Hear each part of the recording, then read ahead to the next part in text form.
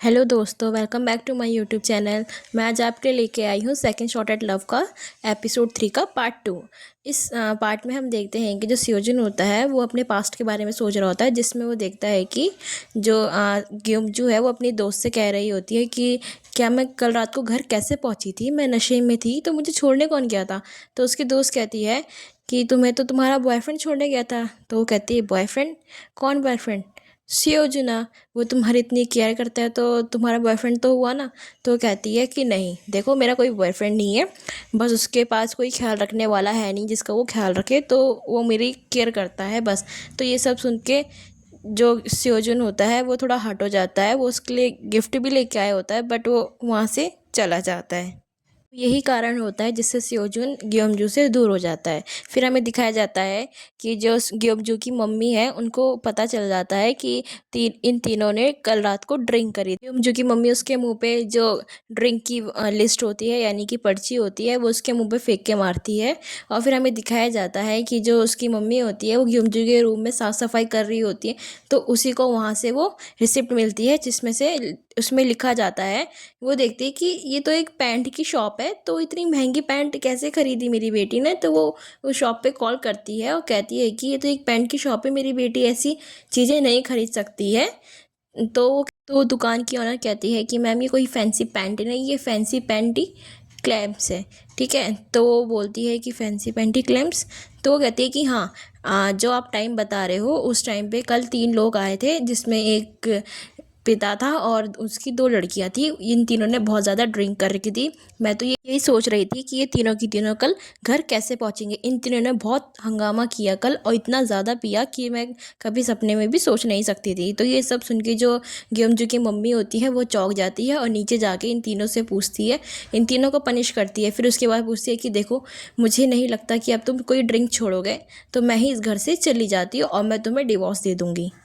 वो तीनों की तीनों अपनी मम्मी को रोकने की कोशिश करते हैं। फिर उसके जो ग्योमजू की मम्मी का हस्बैंड होता है तो वो कहते हैं कि देखो, मैं अब से वही करूँगा जो तुम मुझसे कहोगे और मैं ड्रिंक भी छोड़ दूँगा। तो ग्योमजू की मम्मी कहती है कि सच्ची में तुम वही करोगी जो मैं कहूँगी। तो वो तीनों को घर से बाहर फेंक देती है और बोलती है कि अब तुम टेंपल में जाके अपनी जो ड्रिंक है वो छुड़वाओ। तो फिर हम देखते हैं अगले ही पल जो तीनों के तीनों होते हैं वो टेंपल में जाते हैं और जो मॉन्क होते हैं वो उनको ड्रिंक के ऊपर स्पीच देते हैं और कहते हैं कि अब आपका जो फ़ोन है वो यहीं पे जमा हो जाएगा और 24 घंटे में सिर्फ आपको 1 ही घंटा आपको फ़ोन यूज़ करने दिया जाएगा। फिर हम देखते हैं जो ग्योमजू के पापा के दोस्त होते हैं उसको कॉल कर रहे होते हैं लेकिन उनका फ़ोन ऑफ आता है। तो उसका दूसरा दोस्त कहता है कि तुम्हें नहीं पता कि जो ग्योमजू की फैमिली है वो तीनों की तीनों वहाँ पे टेंपल में जा रखे हैं अपनी ड्रिंक छुड़वाने के लिए। तो वो सोच के हंसने लग जाते हैं। फिर हमें दिखाया जाता है जो ग्योमजू की मम्मी की बेस्ट फ्रेंड होती है, जो दोस्त होती है, वो वहाँ जाके चेकअप करवाती है स्योजुना के पास और कहती है कि मुझे बिल्कुल यकीन नहीं हो रहा है कि इन तीनों ने ऐसा काम किया है। मुझे पता था, मैंने उनको कल रात ही उनको वहाँ बार में जाते हुए देख लिया था। और तो ये सारी बातें जो ग्योमजू की मम्मी सुन रही होती है तो वो एकदम से बाहर आती है और फिर कहती है कि क्या, जब तुमने वो देख लिया था उन तीनों को जाते हुए तो तुमने मुझे बताया क्यों नहीं?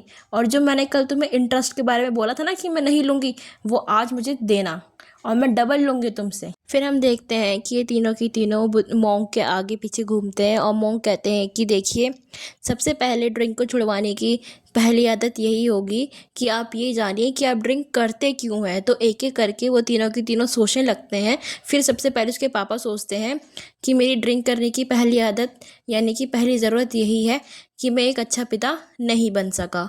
फिर दूसरी बार हमें दिखाया जाता है जो उसकी बहन होती है वो देखती है कि मैं अपने बच्चों को एक अच्छा पिता नहीं दे सकी और यही मेरी मजबूरी है कि जिससे मैं ड्रिंक करती हूँ। फिर हमें दिखाया जाता है कि ग्योमजू का दोस्त होता है बॉन्ग, वो अब उसकी बड़ी बहन के बच्चों से पूछता है क्या तुम्हें अपनी मम्मी की याद नहीं आ रही है? तो वो कहते हैं कि नहीं, मम्मी हमें रोज़ 1 घंटा फ़ोन करती है, हमसे बात करती है। तो वो पूछता है क्या तुम्हारी मम्मी मेरे बारे में कुछ नहीं पूछती? तो वो कहते हैं कि नहीं, आप हमारी मम्मी तो आपके बारे में ऐसा कुछ भी नहीं बोलती है। तो हमें दिखाया जाता है कि उन सबको एक एक करके फ़ोन मिलता रहता है। तो ग्योमजू को कुछ नोटिफिकेशन आता है बट वो दिखाते नहीं है। फिर अगले ही पल हमें स्योजुनो को दिखाते हैं। स्योजुनो को एक कॉल आती है क्योंकि ये पल वो एम्बुलेंस में होता है जो एक प्रेग्नेंट लेडी के साथ होता है, उसको वो सियोल ले जा रहा होता है। फिर हम देखते हैं कि उनकी डिलीवरी हो चुकी होती है, लेकिन सियोजुना जैसे ही बाहर आता है तो वो जो ग्योमजू का एक्स फियांसे है उसको देखता है। वो किसी लड़की के साथ होता है और अपने बच्चों की बात करता है। तो सियोजुना वहाँ जाके एक बार फिर चेक करता है अपने फ़ोन में कि वो सच्ची में जो था वो ग्योमजू का एक्स फियांसे ही था। तो फिर वो सोचता है कि मैंने जो ग्योमजू को इतना भला बुरा बोला है, बिना जाने मैंने उसको ऐसा कैसे बोल दिया है। तो वो भी अपनी बातों के लिए गिल्टी फील करता है। वक्त उसे बहुत बुरा लगता है ग्योमजू के बारे में कि वो इतना सब कुछ कैसे झेल रही है अपने आप ही, और किसी को बताया भी नहीं। फिर हमें दिखाया जाता है जो ग्योमजू के पास नोटिफिकेशन आया होता है वो वही वेडिंग हॉल वालों का होता है। वो कहते हैं कि हमें अपने पैसे वापस चाहिए। तो ग्योमजू वहाँ कॉल करके पूछती है कि पैसे वापस क्यों चाहिए। तो वो कहती है कि जो शादी कैंसिल हुई थी वो शादी हो रही है, बस ये है कि लड़की का नाम जो है वो चेंज हो रखा है।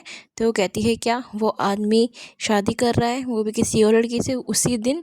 तो ये सुन के बहुत ज़्यादा रोने लग जाती है और फिर रात भर यही सब सोचते सोचते अगले दिन वो सुबह गायब हो जाती है। जिसमें हम देखते हैं कि जो उसकी बड़ी बहन उसके पिता होते हैं वो सुबह देखते हैं कि ग्योमजू टेम्पल पे नहीं है। फिर उसके बाद हमें दिखाया जाता है जो सियोजुन होता है वो ग्योमजू को इधर उधर ढूंढ रहा होता है, लेकिन ग्योमजू उसे पास में बैठी हुई दिखती है जो रो रही होती है। फिर ग्योमजू उसके पास जाके बोलता है कि चलो यहाँ से, लेकिन वो कहती है कि हाँ तुम सही कह रहे हो, मुझे यहाँ से चलना चाहिए। तो जैसी वो जा रही होती है वो नीचे गिर जाती है। तो सियोजुन उससे पूछता है क्या तुम ठीक हो। तो ग्योमजू कहती है, बहुत रोने लग जाती है कि मैं ठीक नहीं हूँ। तो कहती है कि मुझे बहुत हर्ट हो रहा है, ये हर्ट एकदम हेल की तरह हो रहा है। तो सियोजुन उसको वहाँ पे संभालता है और ये सीन यहीं पे कट हो जाता है। फिर हम पास का सीन देखते हैं। जो ग्योमजू की फ्रेंड होती है वो कहती है ठीक है, जब तुम दोनों बॉयफ्रेंड गर्लफ्रेंड नहीं हो तो सियोजुनो की बात मुझसे करवा दो, मैं उसको बहुत पसंद करती हूँ। तो वो कहती है बात, हाँ ठीक है मैं करवा दूँगी। तो उसकी दोस्त कहती है तो सियोजुनो का भी कॉल करो ना, वो यहाँ पर आ जाएगा। तो वो कहती है सियोजुनो अभी ट्यूशन या अपनी क्लास में हो सकता है तो वो बिज़ी होगा। तो उसकी दोस्त कहती है बस तुम बहाने मत बनाओ, मुझे पता है तुम्हें अच्छा नहीं लग रहा है कि अगर मैं उससे रिलेशन की बात करूँ। तो उसकी दोस्त कहती है मुझे पता है तुम भी उसको लाइक करती हो। तो वो कहती है ऐसा कुछ भी नहीं है। तो ये सीन अगर आपको मेरी एक्सप्लेनेशन अच्छी लगी हो तो प्लीज़ चैनल को सब्सक्राइब करें, और डिस्क्रिप्शन में लिंक नहीं है तो आप प्लीज़ मेरे चैनल पे जाके मेरी प्लेलिस्ट में जाइए, आपको सारे के सारे एपिसोड्स वहाँ इसके मिल जाएंगे।